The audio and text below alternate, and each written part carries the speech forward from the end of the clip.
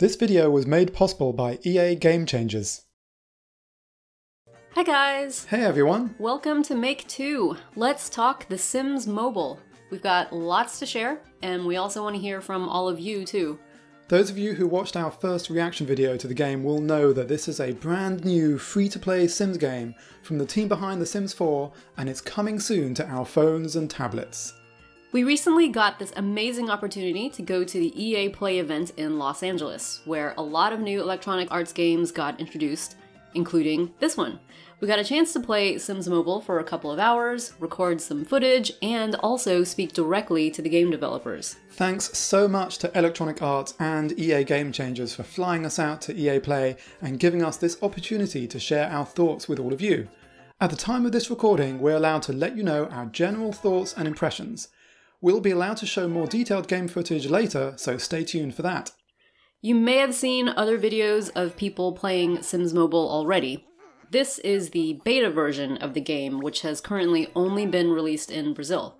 The game is still being actively developed and tested before worldwide release. And we have no idea when that worldwide release will be. That's like the main question we've been getting. Sorry, we don't know. We don't know.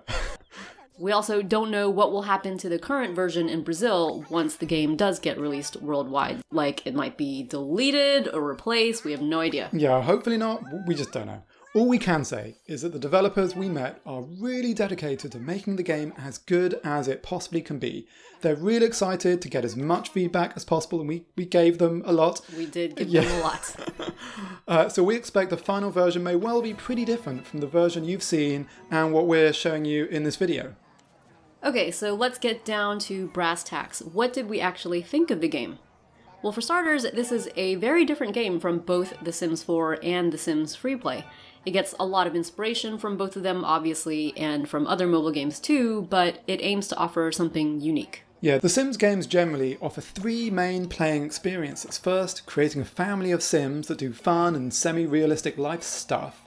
Second, having a whole bunch of different Sims interact with each other. And third, building cool buildings for Sims to live and work in. The Sims Mobile aims to deliver on all three of those playing experiences, but it seems more strongly focused on the first kind of experience, where you get a single family of Sims who you're supposed to follow through lots of generations. Yeah, as a mobile game, Sims Mobile is designed within clear constraints for the platform. Like we said, it's a free-to-play game. You can download and play it totally for free, just like Sims Freeplay. But, of course, game developers need to keep the lights on and keep the computers running and pay their bills and all that stuff, so there are in-app purchases. We're not sure how those are going to work exactly, but it's very likely to be the now standard process of buying in-game currency to speed up tasks or take the edge off the necessary resource grinding. This is a proven model for the top-performing games in the app stores like SimCity Build It and many, many others, so it's probably a sensible business decision. Personally, we'd like to see AAA mobile games titles evolve into a different model, but mobile games just aren't there yet. Yeah, we've had a lot of thoughts recently on how we would prefer mobile game pricing to be for players especially. Yeah, I think... But that's a whole other video. Yeah. Okay, so back to Sims Mobile. Free-to-play games can still be amazing, artistic, compelling, addictive games. The initial Sims Mobile experience of Create a Sim does all of that. It is absolutely beautiful. The game has a more cartoony vibe than The Sims 4, which makes sense on a mobile device, but the level of customization and choices is really great, and we're sure people are going to love making weird, wonderful, and beautiful Sims. Stay tuned to our channel for a future video where we'll go really in-depth with the Create a Sim feature of the game, but for now, like we said, we just have to stick to our general impressions. Once you've got your Sim, the game gives you one household only, with only 4 playable Sims in the household. If we remember correctly, the 4 playable Sims have to be adult age or higher. Yeah, the age stages are baby, toddler, child, young adult, adult, and senior, if I remember correctly. There was no teenage in the game we were allowed to play, but it's possible that this could be added to the game later. We definitely asked the game developers for it, so... Yeah, gaining skills and currency involves your family of Sims doing tasks. These tasks are really short. Think seconds, sometimes minutes. This makes it easy to dip into the game for short bursts, and means one household should keep us all pretty busy. The focus for your family is very strongly on legacies, based off of the Sims player challenge of the same name, the Legacy Challenge. So to progress in the game, you need each generation to make enough progress in their individual lives so they can pass on skills or talismans called heirlooms to the next generation. This is an essential part to meeting higher level goals. This leveling up has to happen quickly too. Your Sims age each calendar day you play the game, even if you only play for 1 minute on that particular day.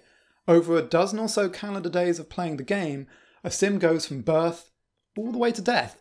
It looks like you can hold on to Sims a little longer, if you must, but a key feature of gameplay is going to be Sims retiring, in quotes, to the afterlife quickly.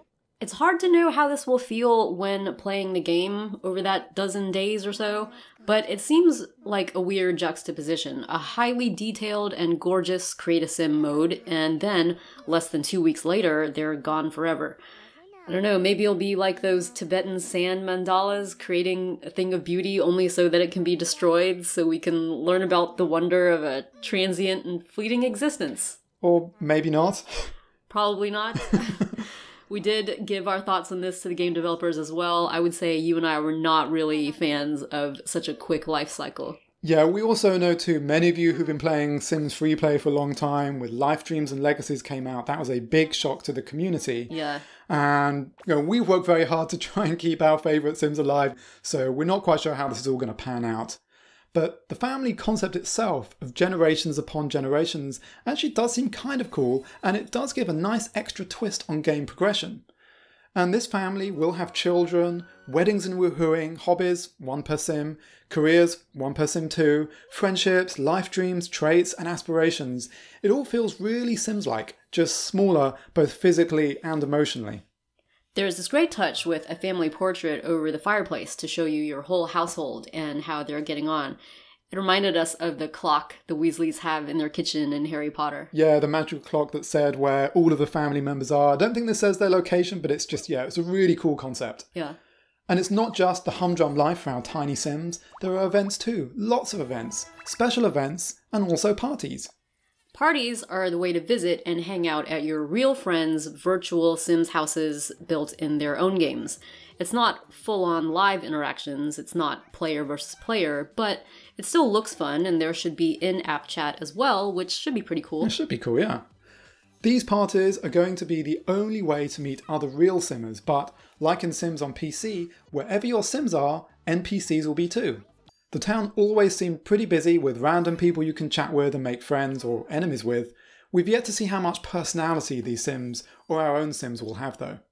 Yeah, we love that in Sims 4, all the characters are doing their own thing, thinking their little thoughts, having mini dramas, and you don't have to control every little thing they do. Mm-hmm. But from what we saw, The Sims Mobile doesn't have quite the same feeling of life to it, but hopefully that'll change also. Yeah, it would be a shame if the depth of the experience that we have in things like all the Sims games, including Sims 4, was limited by the need to have player-driven interactions to get anything done. Yeah. Alright, so there's only one family, and that currently means there's also only one house you can build. Yeah, compare that to the 37 lots we have in Sims Freeplay, though admittedly that is after 5 years. There are venues that you can decorate or refurbish, like a coffee shop or a hospital, a fashion studio, or a restaurant, for example, but straight up building a house from scratch, not really in Sims Mobile. Sims Mobile is definitely more about interior decorating than creating architectural masterpieces. The building only has 1 floor, but this may change as the game matures, just like it did for Sims Freeplay. It's not just building options that feel left behind, though. It's also the building experience.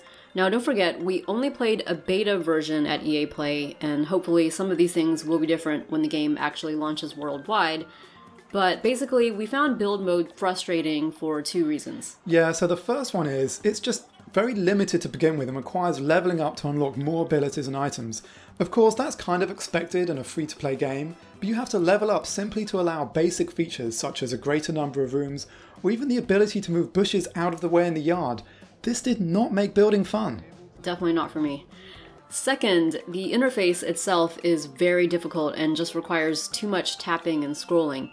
Now, it could just be us being too used to a different building interface, but we had a lot of trouble dragging furniture items into build mode. Like, we didn't like the angled view for placing furniture. I really missed the bird's eye overhead view of Sims Freeplay. And some things just didn't make sense, like windows going automatically to the middle or the outside of the house and having to be moved to the walls. Like, this, feels like a bug that should probably get fixed. Yeah, I think the Windows thing is definitely a bug. I know in The Sims 4 you can do that isometric, that 3D view when building, but in The Sims 4 you can also just pivot the camera and look down. Yeah. And in Sims Freeplay it's only down, and in Sims Mobile it's only at an angle. Yeah. I found the dragging okay, but certainly the 3D view made it hard to place things where I wanted them to go. But some nice things, it's really nice to be able to place items on a half square and change the colour of items before you buy them. The angled view does have its pluses too. It lets you see exactly what furniture will look like before you buy it, which is great. Oh, and another great thing about building, once you buy the item, I'm pretty sure if I remember correctly, you can change the colour for free. Like, really? You buy it and it's colours. I definitely play that. Okay. Whether that was just the beta or not, I don't know. But you don't have to buy like a pink table and a red table. You have a pink table, make it red. Okay. But one thing, though, is that you can't sell items, at least not in the version that we played. You can only place them into your inventory, so you have to be really careful not to waste money. Yeah, and like The Sims Freeplay, and unlike The Sims 4, we can't angle furniture at 45 degrees. Maybe this will never happen, but a girl and a guy can dream. As you've seen from the footage while we've been talking, the game looks gorgeous, with lovely attention to detail. You can zoom in more than ever before on a mobile device to see your Sims close up. The way the details change as you zoom in and brings you right to eye level is wonderful. Being up close with your Sims while they dance, puke, eat, make coffee, age and wither before your very eyes is what The Sims Mobile is all about. But all that pretty comes at a price. The game won't work on older devices, and aspects of gameplay we love in The Sims feel kind of lacking, particularly, like we said, building and controlling more than one household. Yeah, and like we said at the beginning, all of this could change, but we reckon version 1 will feel pretty much like the beta. We think many of you are going to really like it, and we will bring more thoughts, tips, and updates when we can. For now, let us know what you think in the comments below. We'd love to hear from you, and we know the developers will also be interested in all of your thoughts. And if you want to stay up to date with Sims Mobile and everything else going on with our channel, please feel free to subscribe. Thanks for watching!